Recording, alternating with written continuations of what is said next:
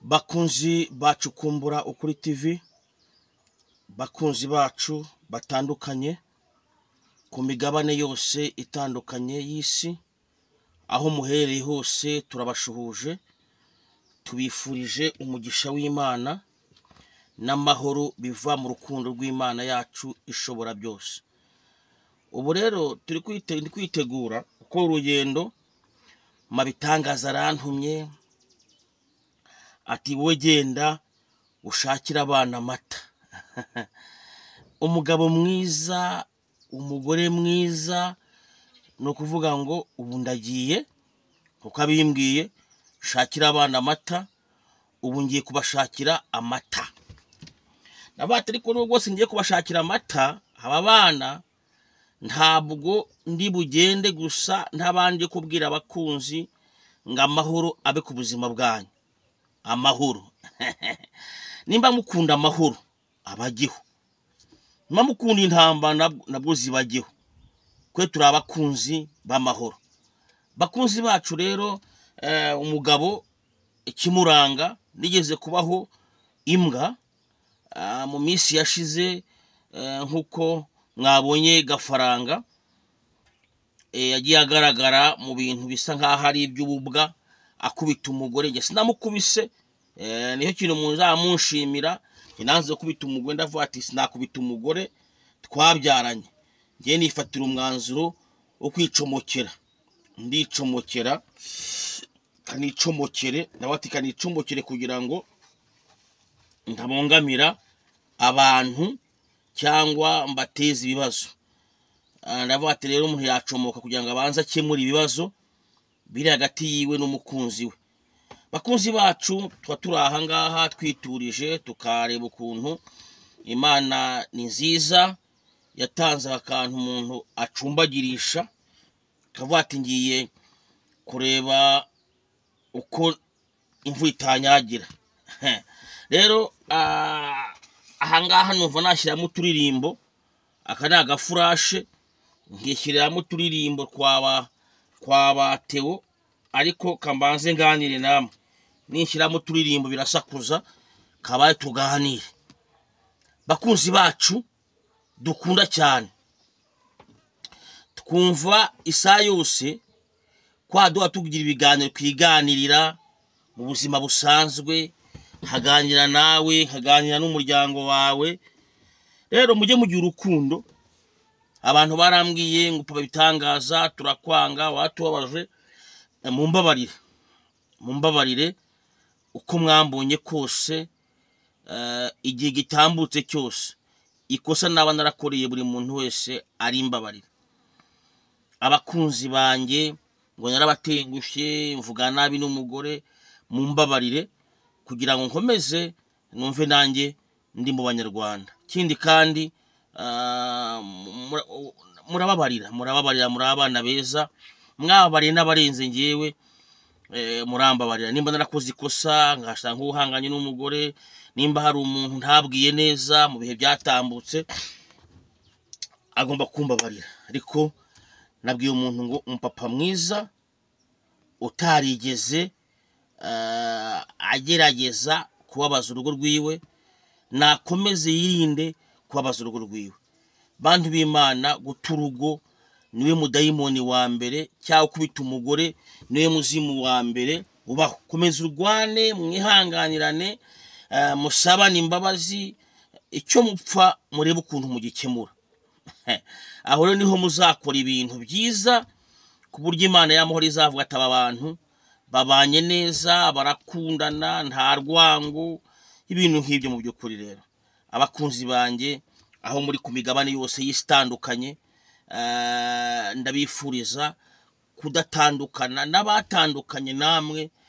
Nizeye ko Imana izaguha amahirwe yandi ya kabiri, igatuma ibyasenyutse byongera kwiyubaka kugira ngo ugere aho ugera.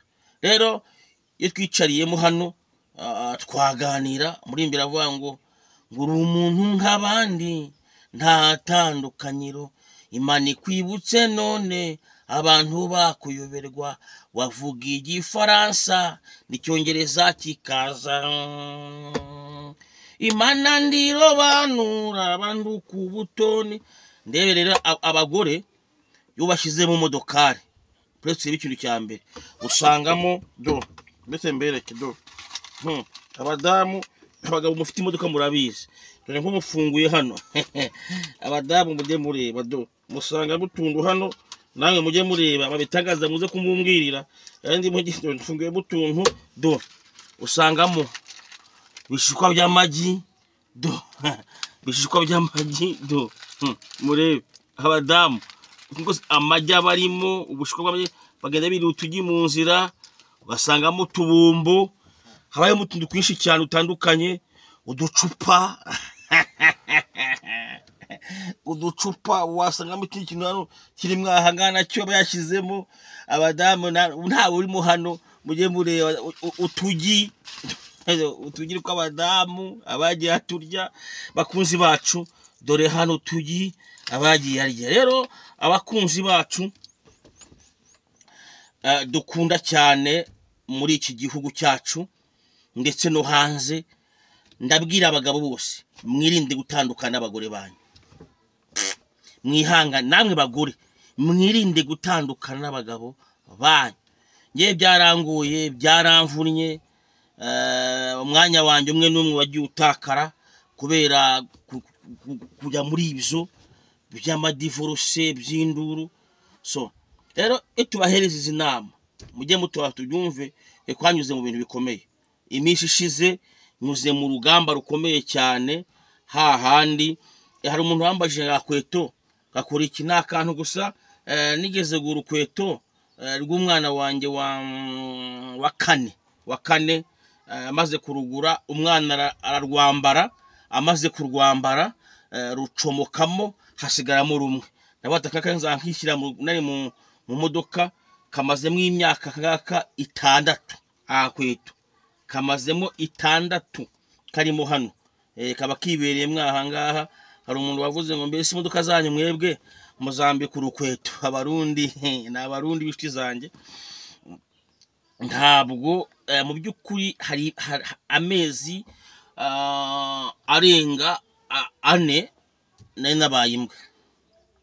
Bakunzi bacu banyarwandakazi, bigaragara ko nataye agaciro, sorry ko ndashimira Imana y'amahoro ko yongeye kumpa agaciro nanjye batantwaye hari ahantu njye kumera nka gafaranga yihangane nimba arakoze ibintu by'ububwa agiye kubibazwa, cyangwa umugore afata umwanzo ati ngesha kuba bari umugabo wanjye kuko babitangaza yambabariye, buri afite ibirego byinshi ariko aravuga ati ndamubabariye, ni se w'abana, ni umugabo wanjye, ndirengagije nagaruke mu rugo, ikosa yakoze ndari mubabariye, abantu babizi bo hani dutuye, so agerageza kumbabarira. So rero nanjye nkangurira abagabo bose bifuza kuba batabagore cyangwa bakubita abagore cyangwa babatesha agaciro, gerageza umugabo mwiza agerageza kubaka urugo rwiwe.